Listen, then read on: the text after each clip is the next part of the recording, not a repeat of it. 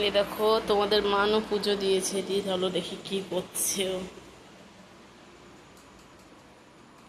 ও মানু, তুমি কি করছো? ভাত খাচ্ছি। ভাত বেড়েছো? কি দিয়ে ভাত খাচ্ছো বলো? কুমড়ো সোয়াবিনের তরকারি। হুম, তুমি কি একা একা ভাত বেড়ে নিয়েছো? এদিকে দেখাও। হ্যাঁ, একা ভাত বেড়ে নিয়েছো কেন? আমাকে তো ডাকবে।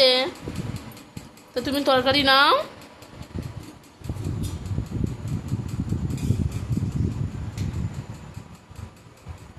তুমি সব কাজ পারো?